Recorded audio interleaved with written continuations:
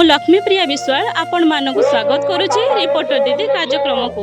चलतु आमे देखिबा खोर्धा जिला स्थित दधिमाछ गाड़िया ठारे किपरि भाबे विश्वर शांति निमंते 27तम विश्व महायज्ञ अनुष्ठित होई जाइछि।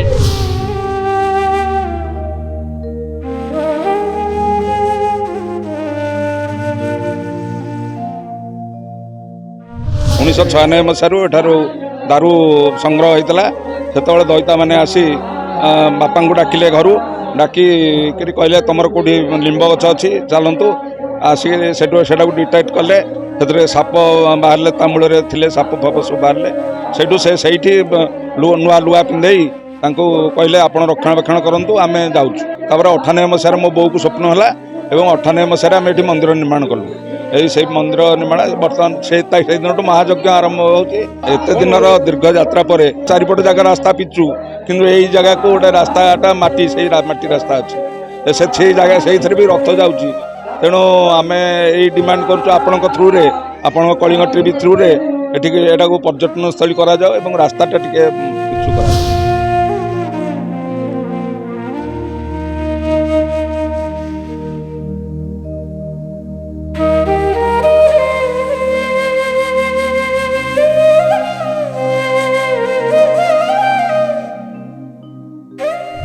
छयानबे मसीह निर्दिष्ट कराला बहुत जोगी मैंने आसिले बहुत ब्राह्मण मैंने आसिले।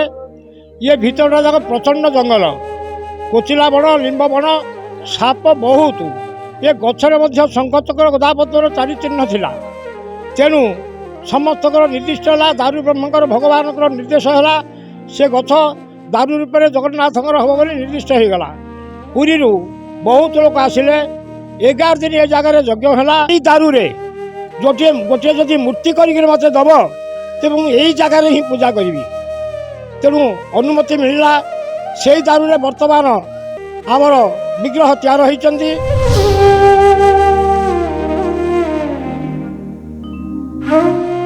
ठाकुर तो बहुत महिमा आम साधारण लोक थोड़ी ना कहीपर जो मैंने आसी ठाकुर द्वारा उपकृत होती आज ये गहली ना किए आसवे बस ये ठाकुर द्वारा समस्त उपकृत होती कि ठाकुर उपकृत हो पारना। आप देखुं एठार परिवेश देखुं किसी डेभलपमेंट हो पारुनी कि रास्ता घाट देखुं जो भक्त मैंने आसवाक इच्छा करके भी आसी पारना।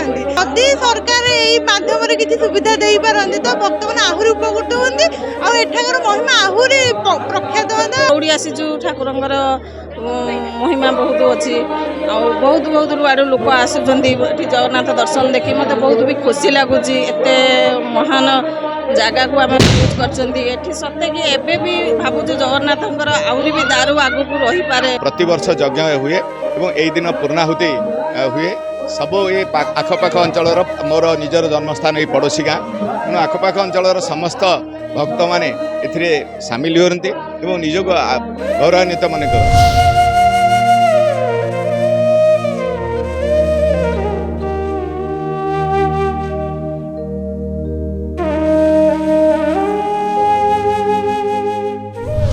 आमे देखिले किपरि भाबे विश्वर शांति निमंते दधिमाछ गाड़िया ठारे विश्व शांति महायज्ञ अनुष्ठित होई जाइछि।